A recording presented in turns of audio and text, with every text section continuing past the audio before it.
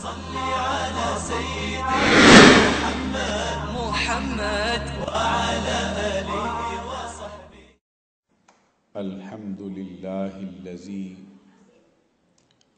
أعلى منزلة المؤمنين بكريم خطابه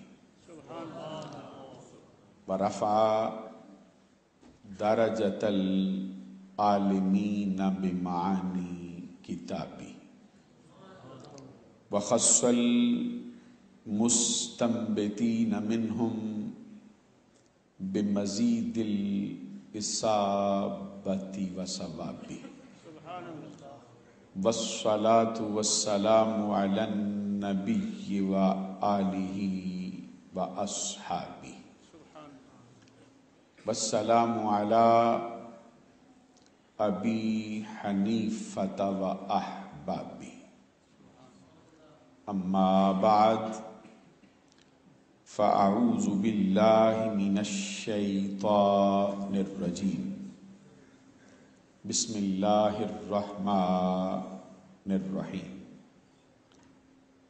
أولئك كتب في قلوبهم الإيمان وأيدهم بروح منه. صدق الله العظيم.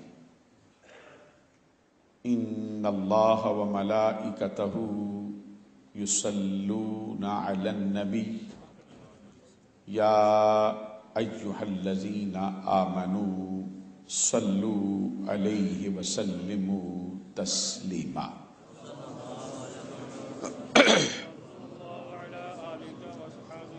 الصلاة والسلام عليك يا رسول الله وعلى آلك وأصحابك يا حبيب الله.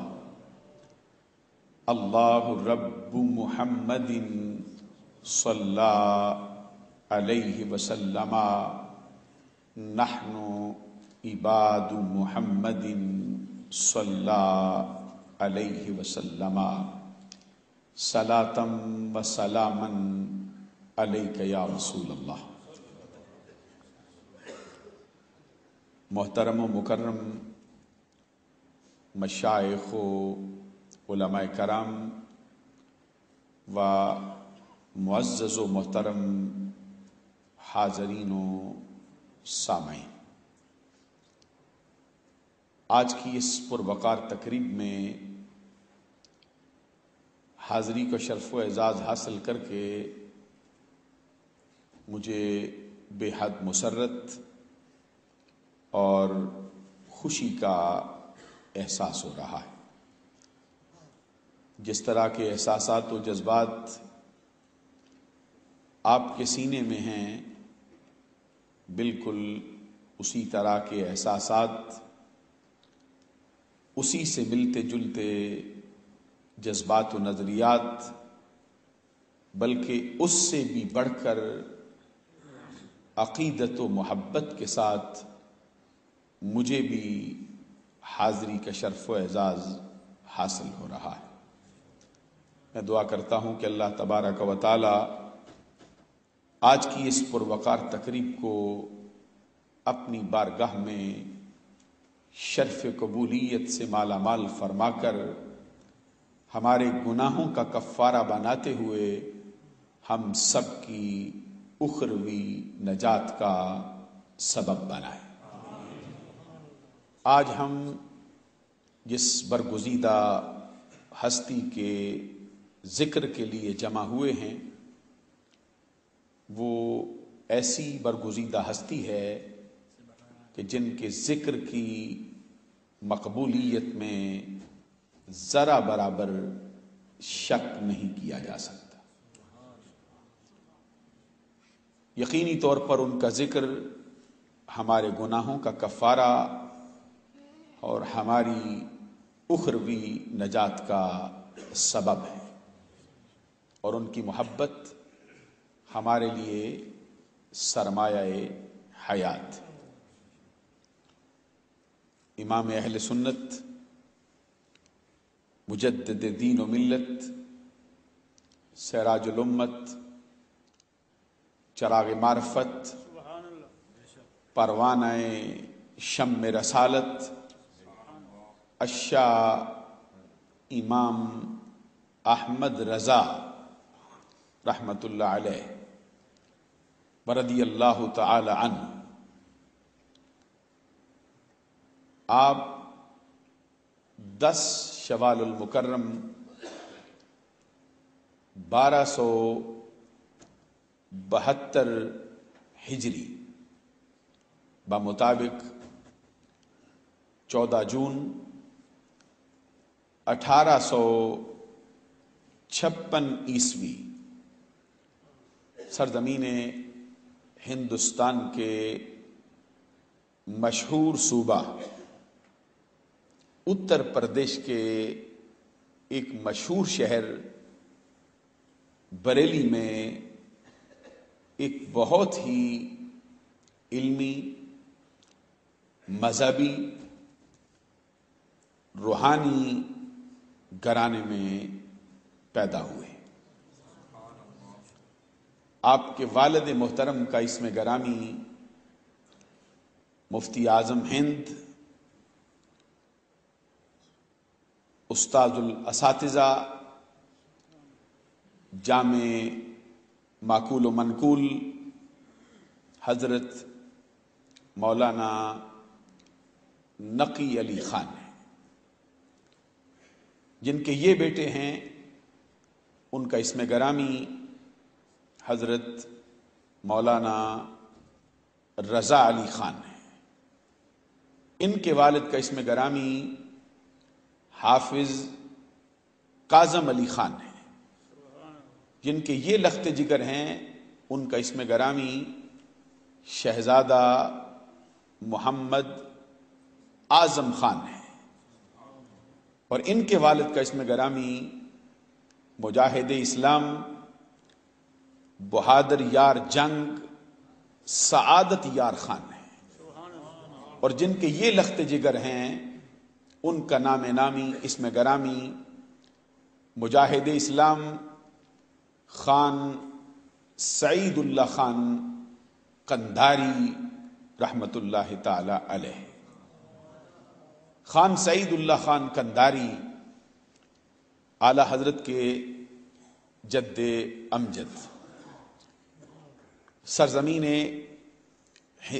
افغانستان کے ایک مشہور علاقے قندھار سے تعلق رکھتے تھے۔ شاہان مغلیہ کی معیت میں اسلامی فتوحات کے سلسلے میں اور اسلامی جہاد کے سلسلے میں وہاں سے نقل مکانی کر کے سرزمین ہندوستان میں تشریف لائے۔ سب سے پہلے انہوں نے جس جگہ کو اپنے قدموں کی برکت سے مالا مال کیا، جس شہر کو انہوں نے اپنا مسکن بنایا، وہ ہندوستان کا مشہور ترین صوبہ پنجاب ہے، اور پنجاب کے جس شہر میں انہوں نے اپنی رہائش اختیار کی اس کو سرزمین پنجاب کا دل، داتا کی نگری شہر لاہور کے نام سے یاد کیا جاتا ہے۔ آج تک سرزمین لاہور کا مشہور اور تاریخی مقام شیش محل روڈ، جو شیش محل کے نام سے منسوب کیا گیا ہے، یہ شیش محل جو بلڈنگ تھی یہ اعلی حضرت کے جد امجد خان سعید اللہ خان قنداری رحمت اللہ علیہ کی ملکیت تھی۔ یہاں سے نقل مکانی کر کے مزید اسلامی فتوحات کے سلسلے میں یہ اتر پردیش کی سرزمین پر شہر بریلی میں تشریف فرما ہوئے۔ ان کے لخت جگر جن کو شاہان مغلیہ کی طرف سے اسلامی جہاد کی خدمات کے حوالے سے بہادر یار جنگ کے خطاب سے مالا مال کیا گیا تھا. اور حقیقت یہ ہے کہ اعلی حضرت کا جو سلسلہ نسب ہے وہ حضور نبی اکرم صلی اللہ علیہ وسلم کے ایک بہت ہی پیارے صحابی جن کا ترہ امتیاز یہ تھا جو ہر لمحہ عشق رسول کی دولت سے مالا مال رہا کرتے، اٹھتے بیٹھتے آقا کونین صلی اللہ علیہ وسلم کے ترانے گاتے رہتے، جن کا اسم گرامی حضرت قیس ہے. یہ اعلی حضرت امام احمد رضا کے جد اعلی ہیں جو حضور کی صحابیت کے درجے پر فائز ہوئے تھے. اس سے پتہ چلتا ہے کہ یہ خاندان کوئی نیا اسلام میں وارد نہیں ہوا، بلکہ اس خاندان کے مورث اعلیٰ اور جد اعلیٰ نے آقا کونین کی بارگاہ میں حاضر ہو کر اپنا اسلام قبول کیا تھا. امام احمد رضا رحمت اللہ علیہ نے جس پر آشوب دور میں آنکھ کھولی ہے وہ 1856 عیسوی کا زمانہ ہے. آپ کی پیدائش کے ایک سال بعد 1857 ہندوستان والے لوگوں کے لیے کوئی بھول جانے والا واقعہ نہیں. 4 سال کی عمر میں آپ نے ناظرہ قرآن پڑھ کر مکمل کیا ہے. 6 سال کی عمر میں آپ نے بہت بڑے مجمع عام کے سامنے بڑی فصاحت و بلاغت کے ساتھ اپنی زندگی کا پہلا خطاب کیا ہے، جس کا موضوع، جس کا عنوان میلاد مصطفیٰ تھا. 6 سال کی عمر میں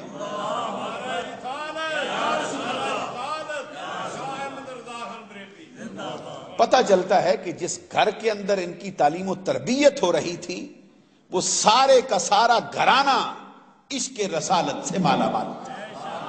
اور یہی وجہ ہے کہ انہوں نے اپنے پیدا ہونے والے اس بیٹے کا نام آپ کے والد محترم نے محمد رکھا تھا.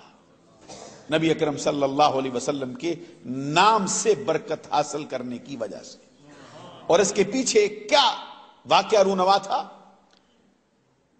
مشہور حدیث ہے جس کو سیرت حلبیہ میں امام علی بن برہان الدین حلبی نے اپنی پہلی جلد میں 5 صحابہ کی مرویات سے نقل کیا ہے، جن میں سے حضرت ابو ہریرہ رضی اللہ تعالیٰ عنہ کے الفاظ ہیں. نبی اکرم صلی اللہ علیہ وسلم نے فرمایا من کان لہ مولودا فسماہ محمدا فحبا لی فتبرکا باسمی کان ہوا ومولودہ فی الجنہ یوم القیامت بغیر حساب. حضور نبی اکرم صلی اللہ علیہ وسلم کے فرمان کا مفہوم یہ ہے کہ جس شخص کو میرا رب اولاد عطا کرے، اگر وہ اپنے پیدا ہونے والے بیٹے کا نام میری محبت کی وجہ سے اور میرے نام سے برکت حاصل کرنے کی وجہ سے میرے نام پر محمد رکھے تو اس کا صلہ رب اس کو یہ عطا کرے گا کہ قیامت کے دن وہ بچہ اور اس کے والدین بلا حساب و کتاب جنت میں داخل کر دیے جائیں. پتہ چلتا ہے کہ یہ پورے کا پورا گھرانہ عشق مصطفیٰ سے مالا مال تھا. اسی لیے 6 سال کی عمر میں پہلی تقریر کا عنوان، اور یقینی یہ بات ہے کہ یہ تقریر 6 سال کا بچہ بذات خود تو اس کے اندر وہ اہلیت قطعی طور پر نہیں ہو سکتی، لیکن اتنی چھوٹی عمر میں داناؤں جیسا شعور مل جائے تو رب ذوالجلال کے فضل و کرم سے بعید نہیں ہے. 6 سال کی عمر میں والد محترم اور دادا جان کی تعلیم و تربیت کی وجہ سے بہت بڑے مجمع عام کے سامنے 2 گھنٹوں پر مشتمل تقریر کرنا، وہ بھی میلاد مصطفیٰ کے موضوع پر، یہ امام احمد رضا کا حصہ ہے. اور 8 سال کی عمر میں آپ نے درسیات کے اندر جو نحو کے موضوع پر جو کتاب پڑھائی جاتی ہے ابتدان ہدایت النحو، اس کا 8 سال کی عمر میں آپ نے عربی زبان میں اس پر حاشیہ لکھا ہے. جو لوگ ہدایت الناف پڑھتے ہیں یا پڑھ چکے ہیں یا پڑھاتے ہیں ان سے پوچھ لیجئے کہ کئی مقام اس پر ایسے بھی آتے ہیں کہ اساتذہ کو بھی بڑی دیر تک سوچنا پڑ جاتا ہے۔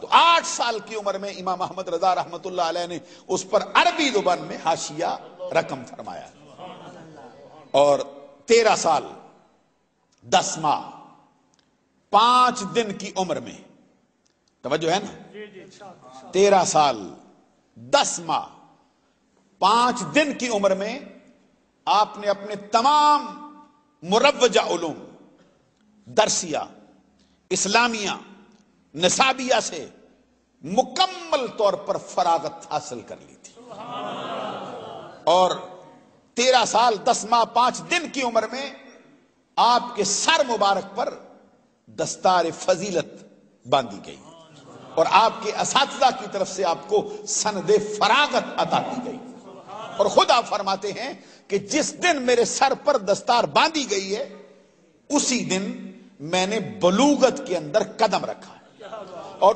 اسی دن مجھ پر نماز فرض ہوئی، اور اسی دن اپنی زندگی کا پہلا فتویٰ، معرکۃ الآراء فتویٰ، رضاعت کے موضوع پر امام احمد رضا رحمت اللہ علیہ نے رقم فرمایا ہے۔ سوال یہ تھا کہ اگر ناک کے راستے سے ایام شیر خارگی میں عورت کا دودھ بچے کے حلق میں چلا جائے، حرمت رضاعت لاتا ہے یا نہیں؟ حضور نبی اکرم صلی اللہ علیہ وسلم کی مشہور حدیث ہے نا، یحرم من الرضاعت ما یحرم من النسب، ہر وہ رشتہ جو نسب سے حرام ہوتا ہے وہ رضاعت سے بھی حرام ہوتا ہے۔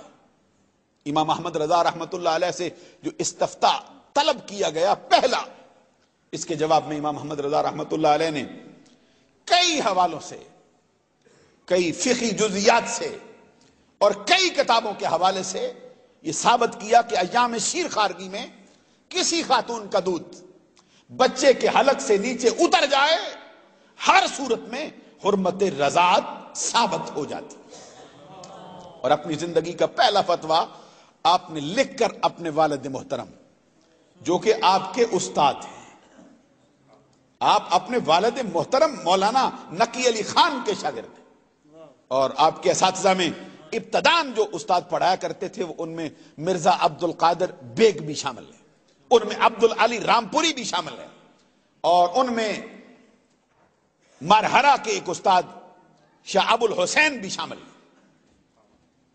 اور پھر آپ کے جو پیر و مرشد ہیں ان کا بھی بہت بڑا حصہ ہے۔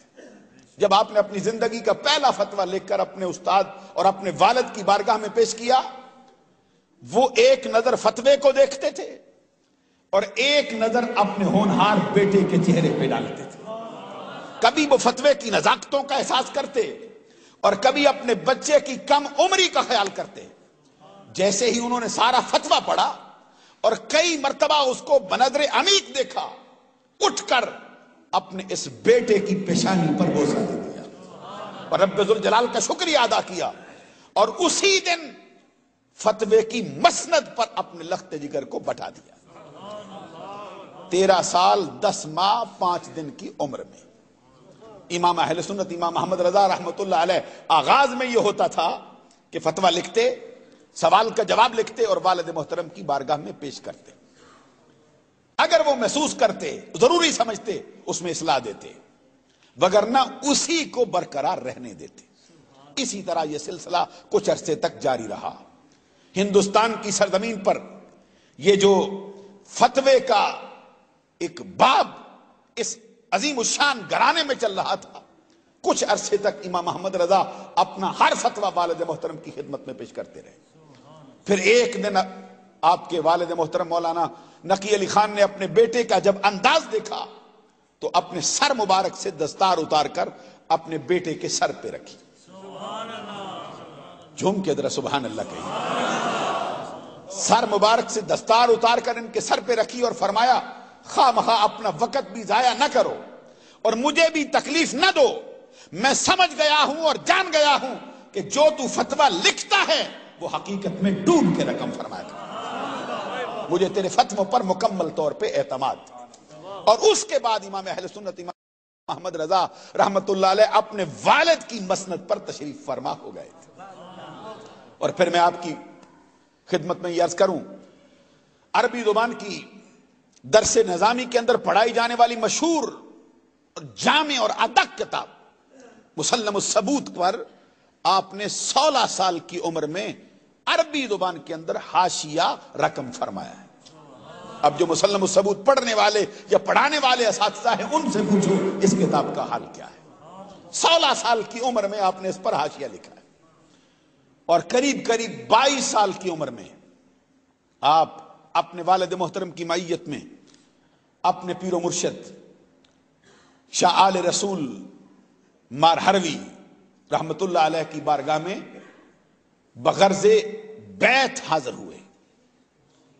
تاریخ والوں کا بیان ہے کہ امام محمد رضا کے جانے سے پہلے ان کے پیر و مرشد اپنے شہر سے باہر نکل کر اس راستے پہ آ کے کھڑے ہو گئے تھے جو راستہ مارہرا سے بریلی کی سرزمین پر جاتا ہے۔ ان کے مریدوں نے پوچھا، حضرت آپ کو کوئی کام بھی نہیں ہے، کسی بندے سے ملاقات کا معاملہ بھی نہیں ہے، تو یہاں پر کھڑے ہونے کا مقصد کیا ہے؟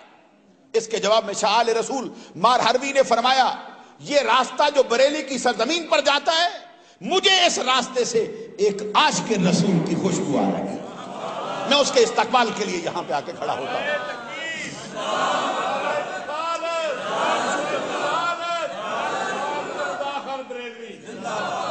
عزیزان گرامی قدر، امام احمد رضا رحمت اللہ علیہ جب اپنے پیر و مرشد کی بارگاہ میں اپنے والد محترم کی معیت میں حاضر ہوئے، وہاں پہنچے، جاتے ہی ان کے پیر و مرشد نے ان کو اہلن و سہلن مرحبا کہا، اور ایسا لگتا تھا جیسے وہ ان کے انتظار میں بیٹھے ہوئے۔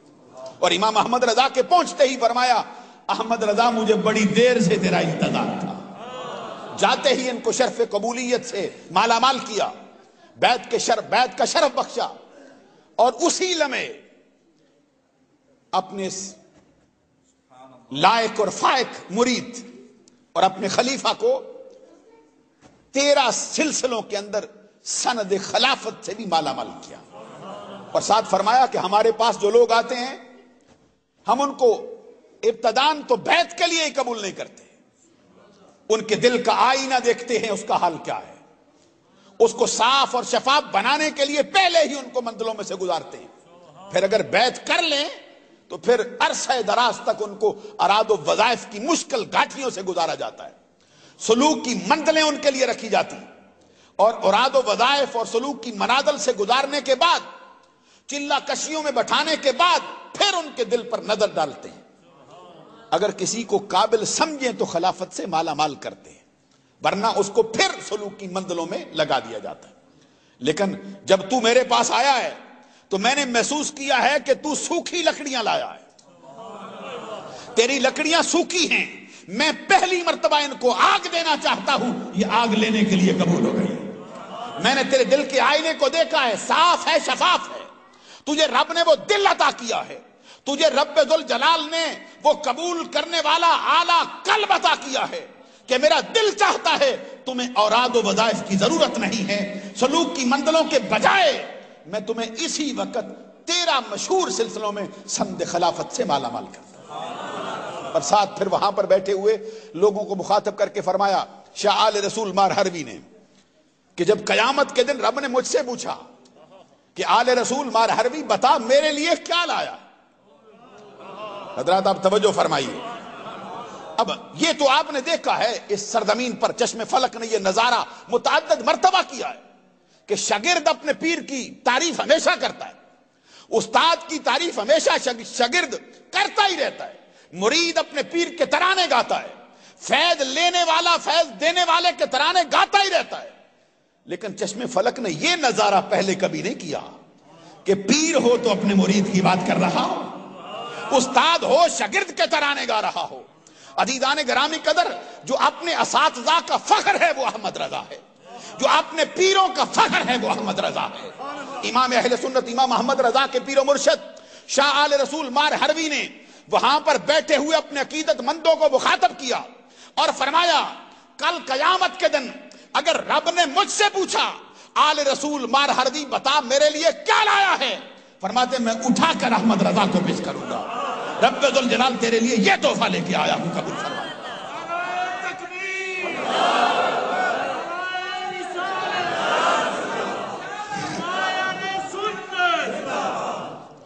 اور امام اہل سنت امام احمد رضا رحمت اللہ علیہ اس سے اگلے برس 23 سال کی عمر میں اپنے والد محترم کی معیت میں ہی پہلی مرتبہ حجاج مقدس کی حاضری کے لیے حاضر ہوئے، روضہ رسول کی حاضری کے لیے اور حج بیت اللہ کے لیے۔ حج بیت اللہ کیا۔ جب وہاں پہنچے امام اہل سنت امام احمد رضا رحمت اللہ علیہ ایک دن عصر کی نماز کے فارغ ہونے کے بعد اب مسجد سے حرم کی سرزمین سے باہر نکل رہے تھے۔ وہاں کے مشہور ترین مفتی شافعیہ حضرت مفتی حسین بن صالح وہ مسجد میں داخل ہو رہے تھے۔ امام اہل سنت امام احمد رضا کے چہرے پر ان کی نظر پڑ گئی۔ اب دیکھتے ہیں تو احمد رضا کو دیکھتے ہی رہ جاتے۔ اس پیشانی پر تو فرشتوں کا تقدس برستا ہوا دکھائی دے رہا۔ اس پیشانی کی پاکیزگی کا، اس چہرے کی خوبصورتی کا حال تو یہ ہے کہ احمد رضا دامن نہ چھوڑے، عرش اعلیٰ کے فرشتے وضو کرنے زمین پر آ جائے۔ حسین بن صالح نے جب احمد رضا کا چہرہ دیکھا اور اس میں چمکتے ہوئے عشق مصطفیٰ کے نور کو دیکھا، بڑی دیر تک ٹک ٹکی لگا کر اپنی آنکھوں کی پیاس بجھاتے رہے، اور پھر اچانک آگے بڑھ کر امام احمد رضا کا ہاتھ ان کی کلائی اپنے دامن میں لے کر فرمایا واللہ انی لعجد نور اللہ ھذا الجبین، اللہ کی قسم میں تیرے چہرے کو ایسے ہی نہیں دیکھ رہا ہوں بلکہ اس چہرے کے اندر اس پیشانی میں رب کا چمکتا ہوا نور دیکھ رہا ہوں۔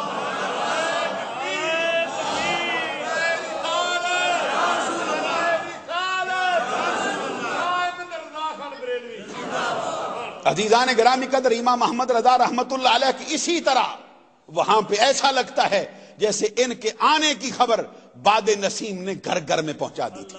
ہر کوئی امام احمد رضا کے لیے اپنی آنکھیں نہیں اپنا دل بچا کے بیٹھا ہوا دکھائی دے رہا تھا۔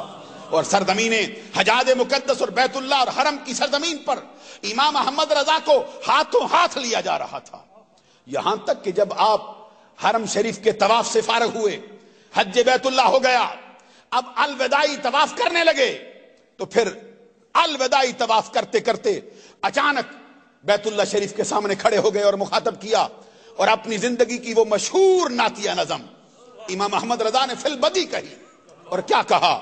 حاجیو آؤ، پتہ چلتا ہے یہ اکیلے نہیں جاتے، تنہا نہیں جاتے ہیں، اپنے چاہنے والوں کو بھی ساتھ لے کے چلا کرتے ہیں۔ ان کا پیغام صرف اپنی ذات کے لیے نہیں ہوتا، جو اپنے لیے چاہتے ہیں اپنے بھائیوں کے لیے بھی وہی چاہا کرتے ہیں۔ امام احمد رضا رحمت اللہ علیہ نے پھر وہاں کھڑے کھڑے پڑھا حاجیو آؤ شہنشاہ کا روضہ دیکھو، ارے کعبہ تو دیکھ چکے، آؤ اب کعبے کا بھی کعبہ دیکھو، آب زمزم تو پیا اور خوب بجھائیں پیاسیں، آؤ اب ساقی کوثر کا بھی دریا دیکھو، آؤ اب ساقی کوثر کا بھی دریا دیکھو۔ عزیزان گرامی قدر، امام احمد رضا جھوم جھوم کر وہ پڑھتے رہے، اور اسی حالت میں، اسی تراوت میں، اسی لطافت میں امام احمد رضا رحمت اللہ علیہ روضہ رسول کی حاضری کے لیے چل پڑے، اور پھر خود جب کہہ چکے تو پھر کعبے کی طرف سے پھر اپنی زبان سے دوسرا جملہ کہہ دیا، غور سے سن اے رضا کعبہ سے آتی ہے صدا، کیا آشنائی ہے، دل کی آشنائی کا حال کیا ہے، اور ان کے کشف کی کیفیت کا حال کیا ہے۔ امام احمد رضا رحمت اللہ علیہ فرماتے صرف میں نہیں کہتا، ارے یہ صدایں تو کعبے سے بھی آ رہی ہیں، غور سے سن رضا کعبے سے آتی ہے صدا، میری آنکھوں سے میرے پیارے کا روضہ دیکھو۔ عزیزان گرامی قدر،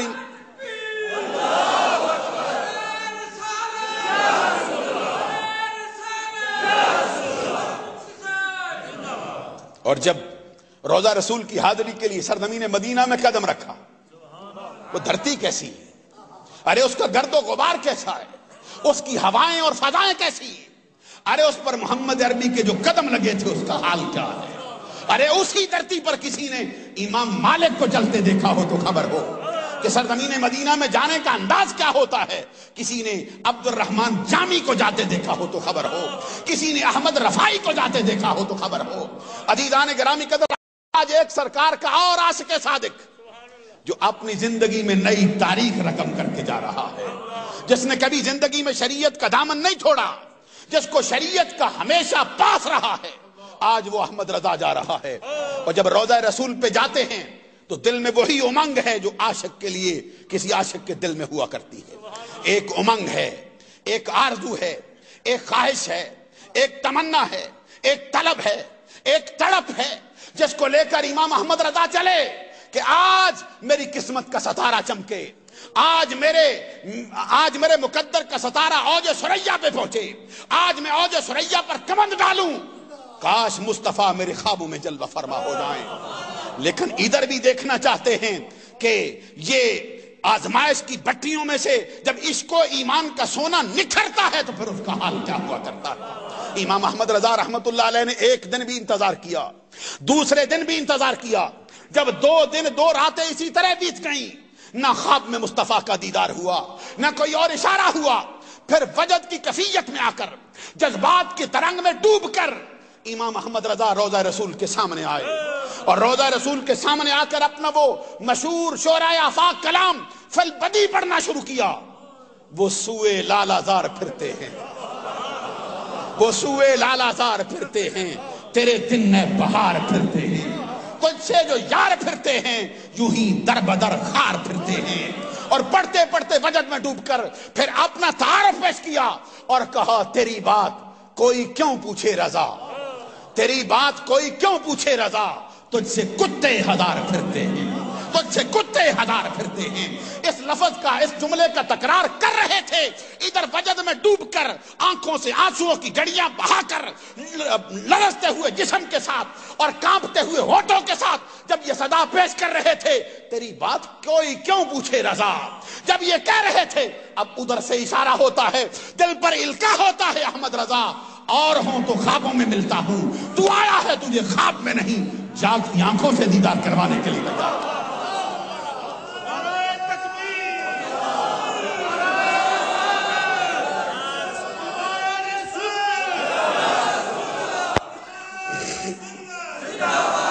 عزیزان گرامی قدر، جب ہم امام احمد رضا امام اہل سنت کی زندگی کا جائزہ لیتے تو پوری زندگی کا مطالعہ کرنے والے بلا اختیار بولنے لگ جاتے ہیں، اور کہتے کیا ہیں؟ ان کی زندگی کا حال یہ ہے کہ یا تو فرائض بندگی کے لیے خدا خانے میں جاتے ہیں، یا پھر جذبہ عشق کی تپش بڑھ جاتی ہے تو دیار حبیب کا سفر کرتے ہیں۔ اس کے علاوہ ان کے شب و روز اور شام و سحر کا ایک ایک لمحہ دینی مہمات میں اس درجہ مصروف ہے کہ نگاہ اٹھا کر بھی دیکھنے کی انہیں مہلت نہیں ملتی۔ ہزار انداز دل لبائی پر کبھی بھی خیال خیر کو باریابی کی اجازت نہیں مل سکی۔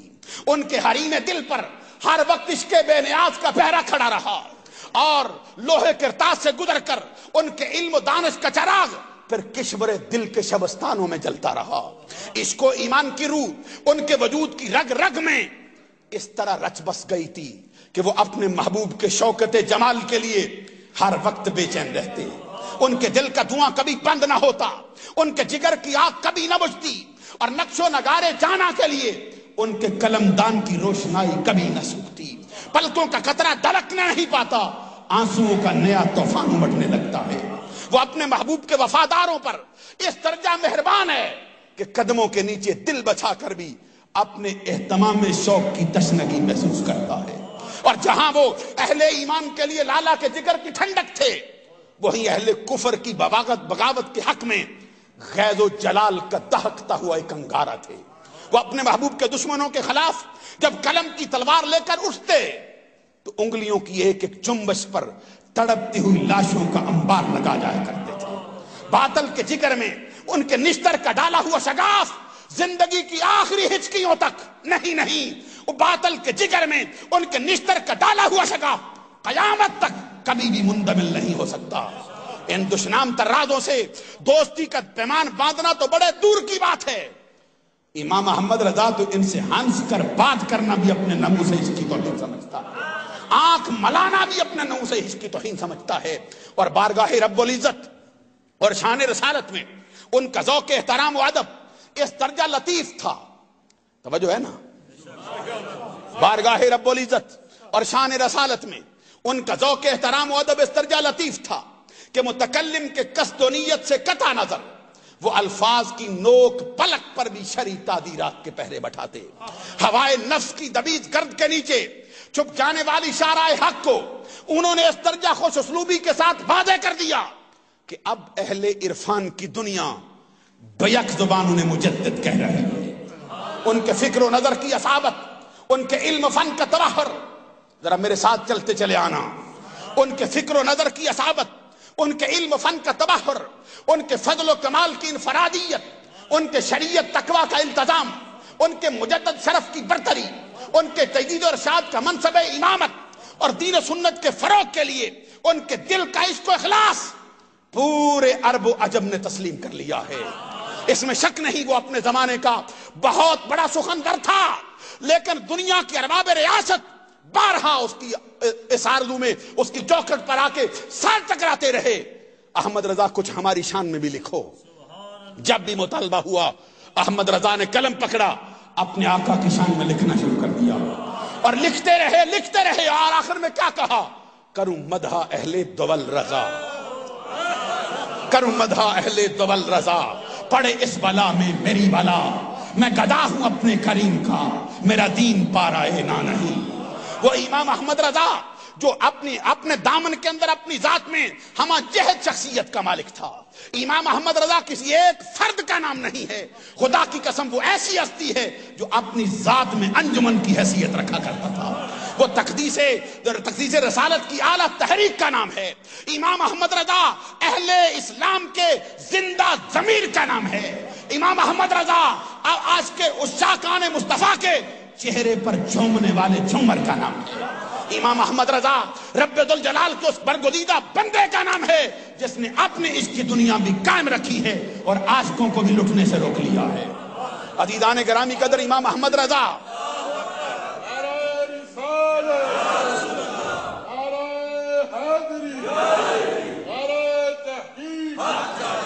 جب ہم ان کی شخصیت کا جائزہ لیتے، خدا کی قسم ہم جہت شخصیت، میدان تفسیر میں دیکھو اعلیٰ پائے کا مفسر ہے، اور تفسیر اور اصول تفسیر کے موضوع پر امام احمد رضا کی درجن بھر کے قریب کتابیں.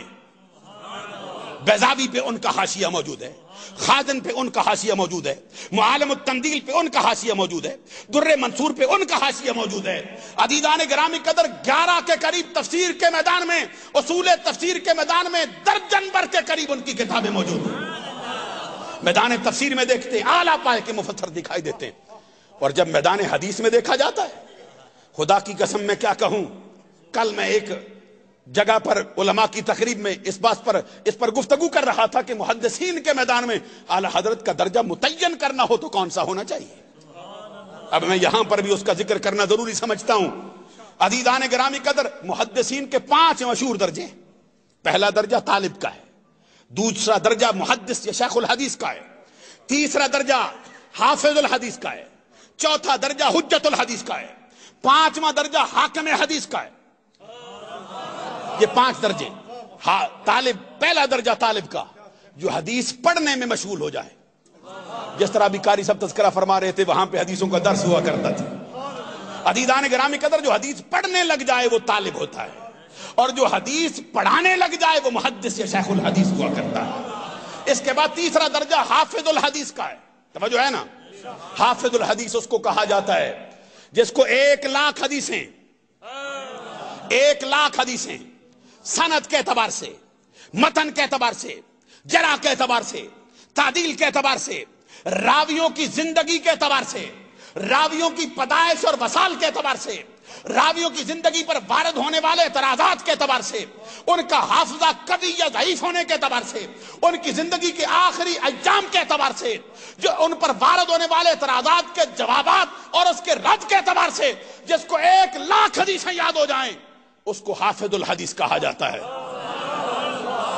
اور اس کے بعد تیسرا درجہ حجت الحدیث کا ہے. آپ کی خدمت میں برملا یہ عرض کر رہا ہوں عزیزان گرامی قدر، امام احمد رضا اس عبقری شخصیت کا نام ہے، اس ہماجت شخصیت، اپنے دامن میں ہماجت پہلو رکھنے والی عظمت والے اس محدث کا نام ہے جس کے سامنے یہ طالب کا درجہ بھی چھوٹا، محدث کا درجہ بھی چھوٹا، شیخ الحدیث کا درجہ بھی چھوٹا، حافظ الحدیث کا درجہ بھی چھوٹا، ارے وہ تو حجت کے درجے پر فائد نظر آ رہا ہے۔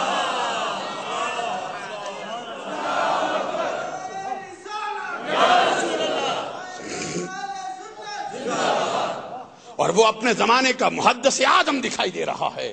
عزیزان گرامی قدر، میدان حدیث میں تو محدث اعظم مانا گیا۔ اب میں یاد کروں جو ان کا اپنا وصف خاص تھا، درجہ اجتہاد۔ درجہ اجتہاد میں ان کا مقام متعین کرنا ہو تو کون سا ہوتا ہے؟ عزیزان گرامی قدر، یہ صرف میں نہیں کہہ رہا، اس وقت علماء جو روئے زمین پر ہیں اور اس سے پہلے یہ جو ان کے بعد جتنے ان کے ہم اثر ہوئے، ان کے بعد آنے والے، سب کا یہ کہنا ہے، یہ مجتہدین کے جو 7 درجے ہیں مشہور۔ پہلا درجہ، سب سے اعلیٰ درجہ مجتہد فی الشرع کا ہے۔ دوسرا درجہ مجتہد فی المذہب کا ہے۔ تیسرا درجہ مجتہد فی المسائل کا ہے۔ چوتھا درجہ اصحاب تخریج کا ہے۔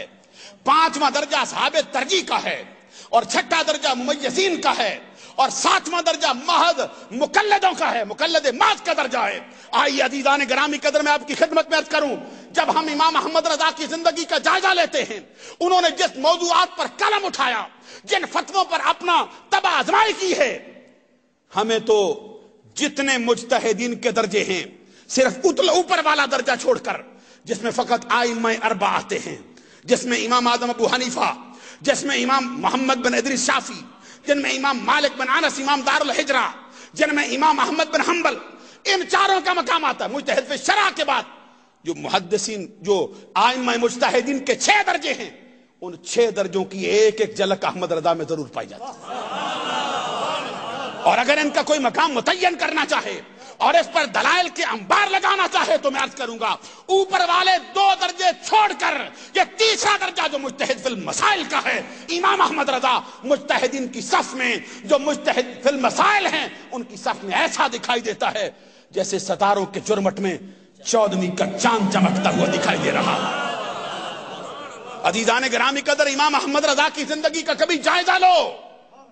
میں یاد کر رہا تھا، میدان تفسیر میں اعلیٰ درجہ ہے، میدان حدیث میں محدث اعظم کہلاتے ہیں، اور جہاں تک میدان تفسیر کا تعلق ہے، اب خازن کو پڑھے بغیر علماء اپنے میدان تفسیر میں کلام نہیں کرتے، بیضاوی کو پڑھے بغیر عامہ تفسیر کلام نہیں کرتے۔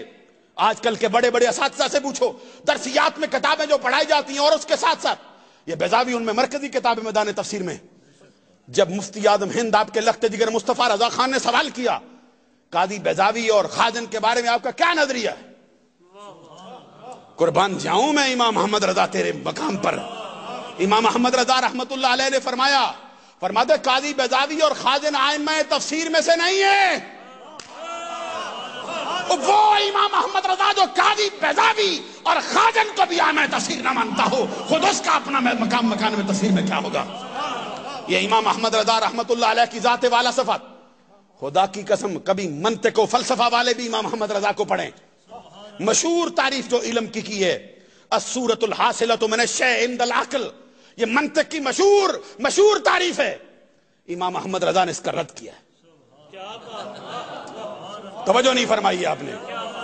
عزیزان گرامی قدر، امام احمد رضا رحمت اللہ علیہ نے اس میدان کے اندر بھی منطق اور فلسفہ پر بھی اپنی یادگار کے طور پر درجن کے قریب کتابیں چھوڑی ہیں، لیکن یہ اس فلسفے کا اور اس نظریے کا اور اس منطق کا رد کیا امام احمد رضا نے۔ اور یہ جو منطقیوں نے کہا، یہ جو انہوں نے کہا عقل والوں نے کہ انسان کی تعریف کیا ہے؟ حیوان ناطق، کبھی کوئی ذی شعور اس پر امام احمد رضا کا رد پڑے؟ اس مختصر سی محفل میں آپ کے سامنے رکھ نہیں سکتا کہ بولنے والا حیوان ہے انسان، اس پر اعلیٰ حضرت نے جو کلام کیا ہے، خدا کی قسم کوئی دشمن بندہ اعلیٰ حضرت کا پڑ جائے اس مقام کو، اس کی آنکھیں کھل جائیں کہ یہ ہے وہ شخص جس پر علم کا انکار رب ذوالجلال کی بارگاہ سے ہوا ہے۔ اس کو علم لدنی رب نے عطا کیا ہوا ہے، وہ امام احمد رضا کی ذات۔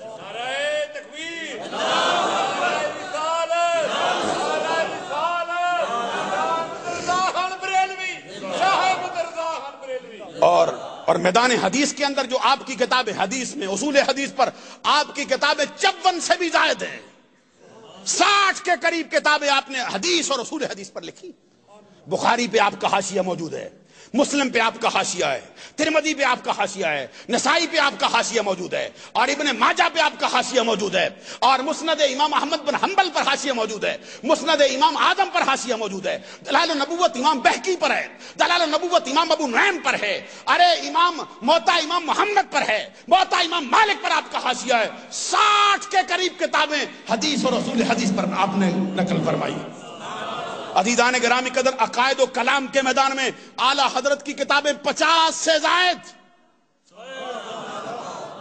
آج جب کسی کو شرح عقائد پڑھانے لگتے ہیں تو استادوں سے پوچھو حال کیا ہوتا ہے، شرح عقائد آپ کے سامنے۔ یہی تو وجہ ہے کہ امام احمد رضا رحمت اللہ علیہ نے جو اپنا قرآن کا ترجمہ لکھا ہے، اس کے اندر بھی کسی ایک لمحے پر بھی عقائد کا میدان ہاتھ سے جانے نہیں دیا ہے۔ میں آنے والی گفتگو میں یہ عرض کرتا چلوں درمیان میں ہی، امام احمد رضا رحمت اللہ علیہ کا ترجمہ قرآن جس کو آپ آسانی سے سمجھ سکتے ہیں، جس کی ہر بندے کو ضرورت پڑ سکتی ہے، وہ تمام تراجم میں اچھوتا انداز رکھتا ہے، اور ایسا ترجمہ قرآن ہے، صرف ہم عقیدت کی بنا پر نہیں کہتے، بلکہ یہ میدان ہے تعرف الاشیاء بازدادھا، چیزیں اپنی ضد سے پہچانی جاتی ہیں۔ امام احمد رضا رحمت اللہ علیہ سے پہلے بھی ترجمے اردو قرآن میں لکھے گئے، اردو زبان کے اندر لکھے گئے ترجمہ قرآن، جس میں شاہ ولی اللہ محدث دہلوی کا ترجمہ پہلے فارسی زبان میں، ان کے 2 بیٹوں کا ترجمہ، شاہ عبد القادر کا، شاہ رفیع الدین کا، یہ ترجمہ پرانی اردو کے اندر ہے۔ آج کل کی اردو پڑھنے والا بندہ، اردو ملہ کا جو طالب علم ہے، اس کے لیے وہ زبان سمجھنا شاید ممکن نہ ہو۔ اس کے بعد ترجمے پھر لکھے گئے، سید احمد کا ترجمہ ہے، یہ محمود الحسن دیوبندی کا ترجمہ ہے، مولانا اشرف علی تھانوی حکیم الامت دیوبند کا ترجمہ ہے، عبد الماجد دریابندی جو بڑا اردو کا ادیب، عریب اور رائٹر مانا جاتا ہے، اس کا ترجمہ ہے، مرزا صاحب کا ترجمہ ہے، ڈپٹی نذیر کا ترجمہ ہے، فتح محمد جلندری کا ترجمہ ہے۔ سارے ترجمے اٹھا کے دیکھو اور پھر اسی مقام سے احمد رضا کو دیکھو، اور حقیقت حال روز روشن کی طرح جہاں ہو جائے گی۔ آئیے میں نمونے کے طور پر چند ایک ترجمے کے نمونے رکھتا ہوں، اور اس لیے میں جان بوجھ کر نام نہیں لیتا کہ یہ کس نے لکھا ہے، اس کے کسی ہستی کو اس پر اعتراض نہ ہو، کوئی بندہ یہ نہ کہے کہ بھئی یہ بات اخلاق سے گری ہوئی کر دیے۔ قرآن مجید کی مشہور آیت کریمہ سورہ فتح کی، انا فتحنا لک فتحا مبینا لیغفر لک اللہ ما تقدم من ذنبک وما تاخر۔ اردو ادب کا مشہور رائٹر جب اس کا ترجمہ کرتا ہے تو کیا کہتا ہے؟ اے نبی، ہم نے تیرے لیے کھلی فتح کو کھول دیا، اور تیری خطائیں جو تو نے پہلے کی، آپ نے غور نہیں فرمایا ہے، یہ تو سر پٹکنے کی جگہ ہے۔ اے نبی، ہم نے تیرے لیے کھلی فتح کو کھول دیا، اور تیری خطائیں جو تو نے پہلے کی وہ بھی بخشیں، اور تیری وہ خطائیں جو تو بعد میں کرے گا وہ بھی بخشیں گے۔ بھئی نبی خطا کار ہے، اور صرف یہ نہیں کہ ماضی میں خطائیں کی ہیں، قرآن اترنے کے بعد بھی خطا ہونا ممکن رہ گیا ہے، معاذ اللہ ثم معاذ۔ اور جب کہا کہ چلو ان کو چھوڑو کسی اور سے پوچھ لیتے، ادھر سے آواز آتی، کہتے ہیں اے نبی، ہم نے تیرے لیے کھولا اور تیرے گناہ جو تو نے پہلے کیے وہ بھی بخشے، اور تیرے وہ گناہ جو تو بعد میں کرے گا وہ بھی بخشے۔ کیسی فتح مکہ کی خوشخبری! حضرات میرے ساتھ چلیے نا ذرا، میں آپ کو کیسے سمجھاؤں یہ بات کیا ہے، آپ تک کیسے منتقل کروں میں یہ کیا عرض کر رہا۔ عزیزان گرامی قدر توجہ رکھنا، اب کوئی نبی کو گناہگار کہہ رہا ہے، کوئی نبی کو خطا کار ٹھہرا رہا ہے، کوئی نبی پر گناہ کا الزام لگاتا ہے، کوئی نبی پر خطا کار ہونا کہہ رہا ہے، کوئی ماضی کے گناہوں کی بات کرتا ہے، کوئی موجودہ گناہوں کی بات کرتا ہے، کوئی آنے والے زمانے کے گناہوں کی بات کرتا ہے۔ حالانکہ اہل سنت کی عقائد کی جو 8 کتابیں ہیں، ان کے پڑھ کے دیکھو، اہل سنت کا اجماعی نظریہ، فقہ اکبر ہو، چاہے شرح فقہ اکبر ہو، چاہے مواقف ہو، چاہے شرح مواقف ہو، چاہے نبراس ہو، چاہے شرح عقائد ہو، چاہے تمہید ابو شکور سالمی ہو، چاہے خیالی ملا عبد الحکیم سیالکوٹی کی ہو، چاہے تمہید ابو شکور سالمی کی ہو، چاہے ملا علی قاری بولتا ہو، چاہے علامہ عبدالعزیز پرہاروی بولتا ہو، چاہے شرح مواقف والا میر سید شریف جرجانی کہتا ہو، سب کا اجماعی نظریہ ہے نبیوں کے بارے میں۔ کیا ہے؟ ان الانبیاء کلہم معصومون عن الخطاء عن الصغیرۃ والکبیرۃ من قبل النبوۃ وبعد النبوۃ۔ اللہ کے سارے نبی گناہوں سے پاک ہوتے ہیں، جھوم کے نظریے کا اظہار کر دو تم۔ اللہ کے سارے نبی گناہوں سے پاک ہیں، چھوٹے گناہوں سے بھی پاک، بڑے گناہوں سے بھی پاک، اعلان نبوت سے پہلے بھی پاک، اعلان نبوت کے بعد بھی پاک۔ اور ایسے وقت میں پتا چلتا ہے کہ جب انہوں نے ترجمہ کیا ہے اہل سنت کا نظریہ ان کے سامنے نہیں تھا۔ میں کیسے سمجھاؤں آپ کو حضرات یہ بات؟ عزیزان گرامی قدر، ایسے وقت میں جب کوئی اور ترجمہ نہیں کرتا تھا سیدھا، پھر کون بولتا ہے؟ بریلی کا تاجدار بول رہا ہے، عشق رسالت کا امام بول رہا ہے، اور پھر اندھی عقیدت میں ڈوب کر نہیں، محبت اور الفت کے سمندر میں غرق ہو کر نہیں، بلکہ بالغ نظری سے کلام کرتے ہیں۔ اور آپ فرماتے ہیں یہ نہ سمجھنا کہ یہ جو لیغفر لک اللہ ہو، جو لام سے تم نے دھوکہ کھایا ہے کہ عربی زبان میں لام کا ایک ہی معنی ہوتا ہے۔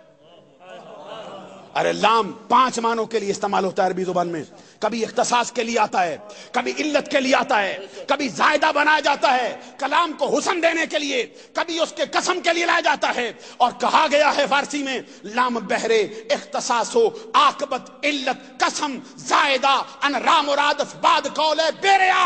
امام احمد رضا فرماتے ہیں یہاں پہ لام کا وہ معنی نہیں جو تو نے سمجھا ہے، ہم بتاتے ہیں وہ کیا ہے۔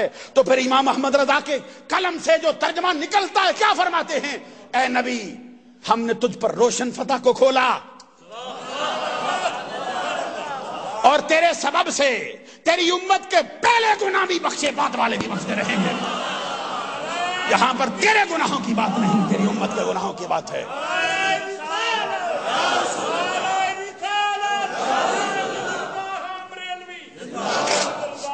عزیزان گرامی قدر، یہاں پہ فرمایا تیرے سبب سے،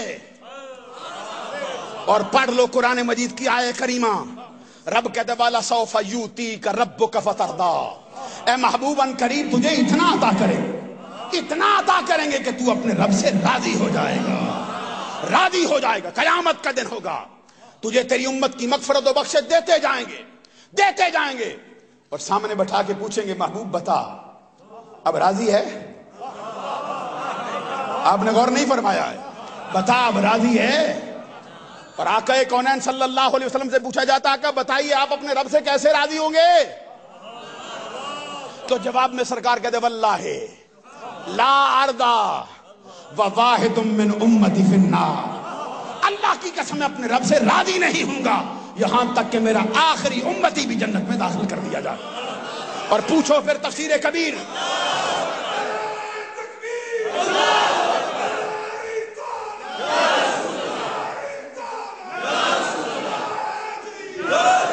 اور پوچھئے امام راضی سے، فخر الدین راضی سے، مفسروں کا امام، اپنی کتاب شہرائے آفاق کتاب کے اندر امام راضی رحمت اللہ علیہ اپنی تفسیر کبیر جلد 4 صفحہ نمبر 106 پر حدیث قدسی نقل کرتے ہیں۔ آقا کونین صلی اللہ علیہ وسلم نے فرمایا مجھ سے میرا رب کہتا ہے یا محمد کل احد یطلب الرضائی وانا اطلب رضاک فی الدارین، اے محمد کائنات کا ذرہ ذرہ میری رضا چاہتا ہے لیکن میں دونوں جہانوں میں تیری رضا چاہتا رہتا۔ اور اسی کا ترجمہ امام احمد رضا نے کیا، خدا کی رضا چاہتے ہیں دو عالم، خدا کی رضا چاہتے ہیں دو عالم، خدا چاہتا ہے رضائے محمد، خدا چاہتا ہے رضائے۔ اور پھر کوئی ایک مقام ایسا نہیں جس پر ترجمہ نگاروں نے ٹامک ٹوئیاں کھائی ہیں، جس پر وہ بھٹکتے رہے ہیں، زگ زیگ ہوئے ہیں ہر راستے سے۔ میں آپ کو یہ تو آقا کونین کی عصمت کی بات ہے، آئیے ذرا میں ایک مقام آپ کے سامنے وہ بھی رکھوں۔ حضرت عیسیٰ روح اللہ کلمت اللہ، جن کی ماں پاکیزہ طیبہ طاہرہ صدیقہ حضرت مریم، کیسی ماں ہے جس کو رب نے مرد کے لمس سے بھی محفوظ رکھا ہے، جس کو رب نے مرد کے نطفے سے بھی محفوظ رکھا ہے، جس کو رب نے بیٹا دیا بغیر باپ کے، جس کو رب نے ایام مخصوصہ سے بھی پاک رکھا زندگی بھر، جس کے لیے اس کے عبادت کے حجروں میں بے موسم کے پھل آ رہے ہیں۔ حضرت مریم کی پاکیزگی کی گواہی رب نے قرآن میں دی، کیا فرمایا وَمَرْيَمَ ابْنَتْ عِمْرَانَ الَّتِي أَحْسَنَتْ فَرْجَهَا۔ اب میں جان بوجھ کر نام نہیں لیتا کس ترجمہ نگار نے کیا ہے ترجمہ، پڑھا ہم نے ترجمہ، کہتے ہیں عمران کی بیٹی مریم جس نے اپنی شرمگاہ کی حفاظت کی۔ میں نے کہا بھائی سمجھ بوجھ رکھنے والے بندے تو سرے محفل اپنی بیٹیوں کا نام لینا گوارا نہیں کرتے، اور تو مریم کی شرمگاہ بتا رہا ہے۔ کسی نے کہا چلو ان کو چھوڑو، فلاں بڑا رائٹر ہے اس کو پڑھاؤ۔ ہم نے اس کو پڑھا تو کیا کہتے ہیں؟ عمران کی بیٹی مریم جس نے روکے رکھا اپنی شہوت کی جگہ کو۔ ایمان سے کہنا عورت کے پورے سراپے میں کوئی خاص جگہ محفوظ کرنے والی ہوتی ہے، یہ سر کے بالوں سے لے کر پاؤں کے ناخنوں تک؟ جب ہم نے یہ سوال کیا تو کون بولتا ہے؟ ملکہ فردوس بری، نور چشم رحمت للعالمین، ہمارے آقا کے جگر کا ٹکڑا، عصمت کا در نہاں، عفت کا گنج گراں، شہزادی کون و مکان، حسن و حسین کی ماں، آقا کونین کی لخت جگر، فاطمہ تو سیدۃ نساء اہل الجنہ، فاطمہ تو سیدۃ نساء العالمین۔ حضرت فاطمہ تو زہرا جواب دیتی ہیں، آؤ میں بتاؤں عورت کسے کہتے ہیں، عورت کے لیے کیا ضروری ہے۔ حضرت فاطمہ تو زہرا سے پوچھا گیا امی جان بتائیے عورت کسے کہتے ہیں؟ آپ فرماتے ہیں عورت میری نظر میں وہ ہے جس کے سراپے پر پوری زندگی کبھی غیر محرم کی نگاہیں نہ پڑی ہوں، اور اس کا دوسرا رخ یہ ہے کہ جس کی نگاہوں نے پوری زندگی کبھی غیر محرم کو نہ دیکھا ہو۔ ارے فاطمہ الزہرا کی نظر میں عورت وہ ہے، اور کوئی شرمگاہ بتا رہا ہے، کوئی شہوت کی جگہ کو روکنا بتا رہا ہے۔ ایسے وقت میں جب سب کی گردنیں جھکی ہوئی تھی کون بولتا ہے؟ بریلی کا تاجدار بول رہا ہے۔ امام احمد رضا بولتے ہیں، فرماتے آؤ ہم بتاتے ہیں ترجمہ کیا ہے۔ مریم ابنت عمران التی احسنت فرجہا، عمران کی پاکیزہ بیٹی مریم جس نے اپنی پارسائی کی حفاظت کی۔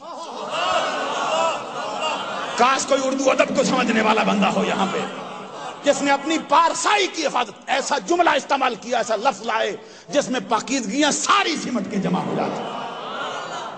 اور میں کہاں تک عرض کروں، یہاں جو کہا جاتا ہے کہ توحید کے بڑے رکھوالے ہیں، توحید کے بڑے متلاشی ہیں، ایک مقام میں ادھر سے بھی دکھا دوں آپ کو۔ اب اس پر میں نے 20 ترجمے دیکھے۔ یہ جو سورہ بقرہ کے دوسرے رکوع کی جو ابتدائی آیتوں میں سے ایک آیت کریمہ کا حصہ ہے، اللہ یستہزئ بہم، اردو کا ترجمہ کرنے والا کہتے ہیں اللہ ان سے ٹھٹھا کرتا ہے۔ ہم نے ایک دوسرے کو پڑھا، کہتے ہیں اللہ ان سے مذاق کرتا ہے۔ ایک اور کو پڑھا، کہتے ہیں اللہ ان سے ہنسی کرتا ہے۔ ایک اور کو پڑھا، کہتے ہیں اللہ ان سے دل لگی کرتا ہے۔ اب لاہور میں رہتے ہیں، حضرت قاری صاحب ان سے پوچھو دل لگی کا معنی کیا ہوتا ہے؟ حضرات غور نہیں فرمایا آپ نے؟ اردو کو سمجھنے والا بندہ ذرا سمجھے نا۔ اور میں نے لاہور کا حوالہ اس لیے دیا ہے کہ ہمارا نظریہ یہ ہے کہ اردو زبان کی بنیاد بھی پنجاب سے ہے۔ یہ اردو زبان کی بنیاد پنجاب نے رکھی۔ عزیزان گرامی قدر، میں اب اس پر زیادہ تبصرہ نہیں، چونکہ میرا مضمون نہیں۔ تو اب کی کوئی معنی کرتا ہے دل لگی کرتا ہے اللہ، کسی نے کہا اللہ مخول کرتا ہے، اللہ ان کو بناتا ہے۔ یہ ترجمہ میں نے پڑھ کے آپ کی خدمت میں عرض کی۔ دل لگی کرتا ہے، مذاق کرتا ہے، ٹھٹھا کرتا ہے، ہنسی کرتا ہے، ان کو بناتا ہے، ان کو مخول کرتا ہے۔ اللہ کی شان کے لائق؟ آئیے ذرا میں قرآن سے پوچھ کے بتاؤں لائق ہے یہ بات؟ حضرت موسیٰ علیہ السلام سے پوچھو۔ سورہ بقرہ میں حضرت موسیٰ علیہ السلام کہتے ہیں قال موسیٰ لقومہ ان اللہ یامرکم من تذبحوا بقرہ۔ اللہ تبارک و تعالیٰ فرماتا ہے محبوب یاد کرو وہ وقت جب حضرت موسیٰ کلیم اللہ نے اپنی قوم سے کہا گائے ذبح کرو، جواب میں قوم کہتی ہے اتتخذنا ہزوا، کہیں آپ ہم سے مذاق تو نہیں کر رہے؟ میرے ساتھ نہیں چلتے ہو کیا ہو گیا؟ کہیں آپ سے ٹھٹھا تو نہیں کر رہے ہم سے؟ کہیں آپ ہم سے ہنسی تو نہیں کرتے؟ دل لگی مذاق کا معاملہ تو نہیں؟ آگے جو جواب حضرت موسیٰ نے دیا، خدا کی قسم سونے کے پانی سے لکھے قیمت نہیں ادا ہوتی۔ انہوں نے بتایا ہے کہ کیسے جملے بولتے ہیں۔ کہتے قال اعوذ باللہ ان نکون من الجاہلین، کہتے میں تو ٹھٹھا کرنے سے، مذاق ایسے دل لگی کنسے سے انسی کرنے سے اللہ کی پناہ چاہتا ہوں، اس لیے کہ یہ کام جاہلوں کے ہیں، عقل مندوں کے نہیں۔ عقل مند ٹھٹے نہیں کرتے۔ اب حضرت موسیٰ کہتے جاہلوں کا کام ہے ٹھٹا کرنا، تو جنہوں نے کہا بھائی رب ٹھٹا کرتا ہے، ذرا سورہ حجرات سے رب کا اپنا کلام بھی پوچھ لے۔ اللہ تبارک و تعالیٰ فرماتا ہے یا ایھا الذین آمنوا لا یسخر قوم من قوم عسیٰ، کوئی قوم کسی دوسری قوم سے ٹھٹا نہ کرے، اور آگے فرمایا عورتیں بھی عورتوں سے ٹھٹا نہ کریں۔ عزیزان گرامی قدر، وہ رب جو مردوں کو منع کرے عورتوں کو منع کرے، حضرت موسیٰ کہیں جاہلوں کا کام ہے۔ بھئی ان سے پوچھو، کہتے اللہ ٹھٹا کرتا ہے۔ پھر توحید کے دائی وہ ہیں کہ احمد رضا ہے۔ آؤ پھر عزیزان گرامی قدر،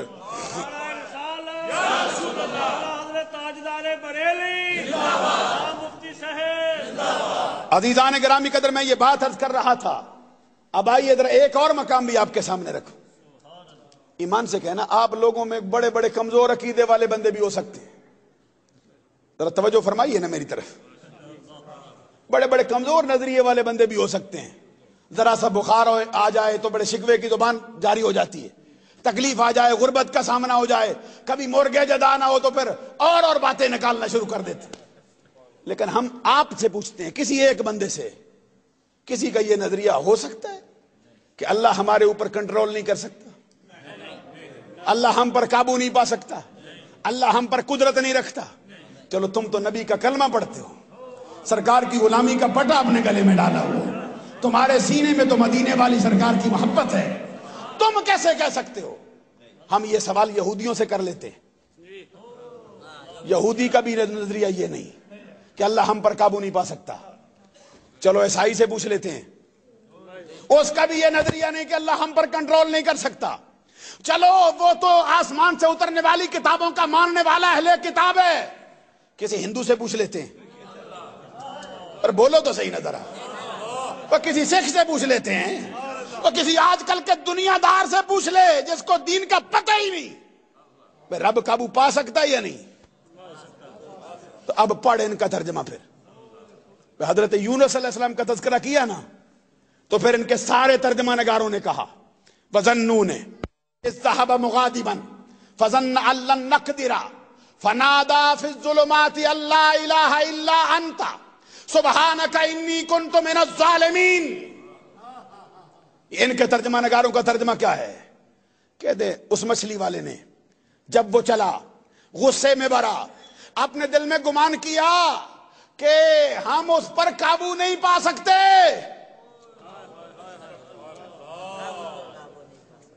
کسی نے کہا ہم اس پر کنٹرول نہیں کر سکتے، کسی نے کہا رب میرا قدرت نہیں رکھتا،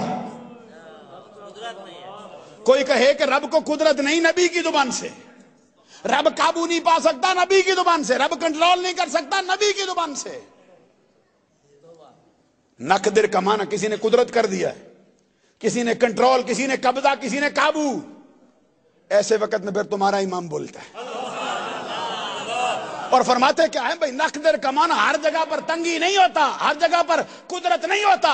قرآن کی دوسری آیت بھی پڑھنا، وَيَبْسُطُ الرِّزْقَ لِمَن يَشَاءُ وَيَقْدِرُ، اللہ جس کے لیے چاہتا ہے رزق کو شادہ کرتا ہے، جس کے لیے چاہتا ہے رزق کو تنگ کرتا ہے۔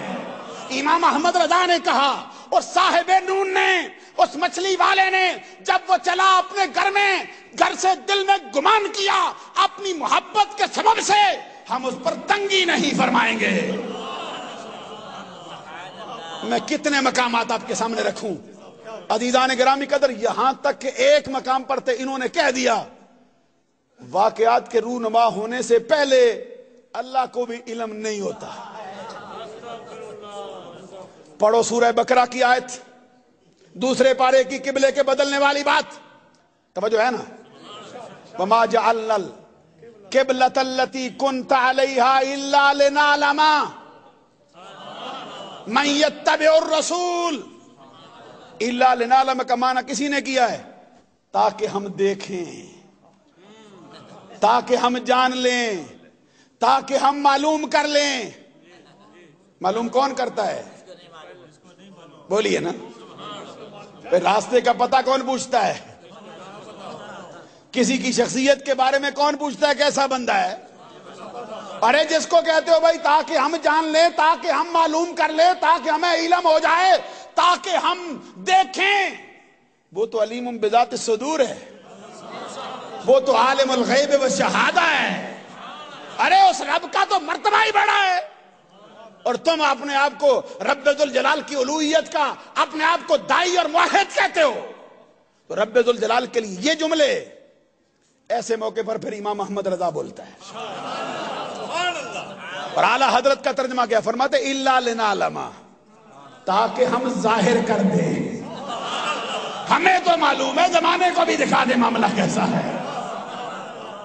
اور ایک مقام نہیں، میں 20 مقام آپ کے سامنے رکھوں۔ اللہ تبارک و تعالی عمل کی توفیق سے مالا مال فرمائے۔ امام اہل سنت امام احمد رضا رحمت اللہ علیہ نے زندگی میں 12,000 کے قریب کتابیں لکھی، ان میں آپ کا فتاوی رضویہ دیکھیے، ابھی اب جو نئے انداز میں وہ شائع کیا گیا، 33 جلدوں پر مشتمل وہ کتاب، ہزاروں صفحات۔ عزیزان گرامی قدر، اعلیٰ حضرت امام احمد رضا رحمت اللہ علیہ نے شمسی سالوں کے اعتبار سے 68 برس عمر پائی، اور قمری سالوں کے اعتبار سے 68 برس، اور شمسی سالوں کے اعتبار سے 65 برس آپ نے عمر مبارک پائی۔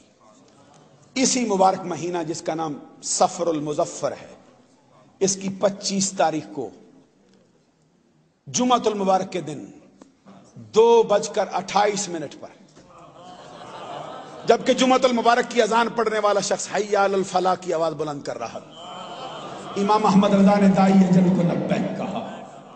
رب ذوالجلال ان کی قبر پر کروڑ رحمت نازل فرمائے، اور انہوں نے جو پیغام امت مسلمان کو دیا ہے، ہمیں اس کو سنبھالنے اور اس پر قائم رہنے کی توفیق عطا فرمائے۔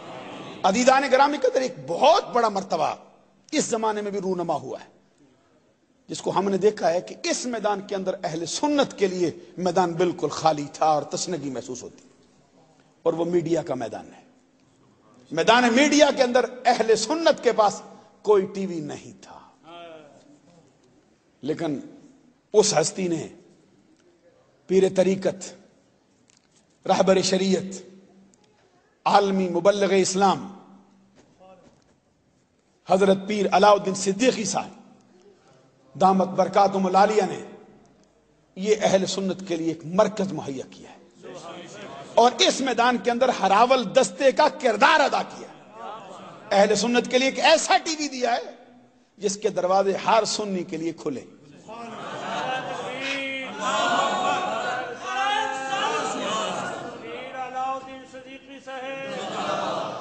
اور انہوں نے اللہ تبارک و تعالیٰ کے فضل و کرم سے جو کام کیا ہے، پوری قوم ان کے اس احسان کے زیر بار ہے۔ ہم خود بھی ان کا شکریہ ادا کرتے ہیں، تمام اہل اسلام کی خدمت میں گزارش کرتے ہیں کہ ان کا شکریہ ادا کریں۔